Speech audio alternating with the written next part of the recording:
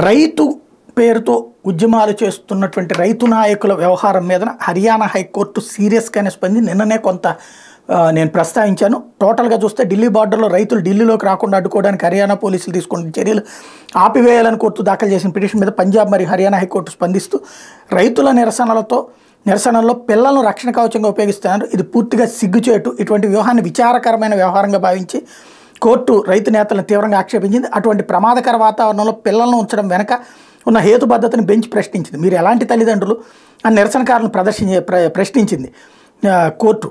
నిరసనల సందర్భంగా యుద్ధం లాంటి పరిస్థితి సృష్టించడం మీద కూడా కోర్టు ఆందోళన వ్యక్తం చేస్తే ముఖ్యంగా ఫిబ్రవరి 21 నిరసనకారులపై లాఠీ చార్జీలు మరియు ప్రాణహాని లేని మందుగుండు సామాగ్రిని ప్రయోగించినప్పుడు ఆందోళన హింసాత్మకంగా మారడాన్ని కోర్టు మందలించింది. ఈ ఘర్షణలో 15 మంది పోలీసులు గాయపడ్డారు. బఠిండా జిల్లాకు చెందిన యువ రైతు 22 ఏళ్ల శుభకరణ్ సింగ్ మరణంతో సహా అనేక మంది ఆందోళనకారులు గాయపడ్డారని కోర్టు తెలిపింది. ఈ ఘటన మీద స్పందించిన కోర్టు శుభకర్ సింగ్ మృతి మీద విచారణ జరిపేందుకు హైకోర్టు రిటైర్డ్ జడ్జి నేతృత్వంలో 3 సభ్యుల ప్యానెల్ను ఏర్పాటు చేసింది. పంజాబ్ లేదా హర్యానా రాష్ట్ర ప్రభుత్వాల ప్రభావం లేకుండా నిష్పక్షపాతంగా దర్యాప్తు చేయవలసిన అవసరాన్ని ఎత్తి చూపుతూ కమిటీ ఏర్పాటు న్యాయస్థానం సమర్థించింది. రిటైర్డ్ హైకోర్టు న్యాయమూర్తి నేతృత్వంలోని ఈ కమిటీ జరిగిన సంఘటనలు నిష్పాక్షికంగా విచారిస్తుందని కమిటీ తేల్చి చెప్పింది. అలాగే మోటార్ వెహికల్ యాక్ట్ ప్రకారం ట్రాక్టర్లు, వాటి ట్రైలర్స్ హైవేల మీద నడవడం నిషేధం, మరి వీటిని అమృత్సర్ నుండి ఢిల్లీ బార్డర్కి చట్టం ఉల్లంఘించి ఎలా తీసుకెళ్లారని రైతు నాయకులను కోర్టు నిలదీసింది.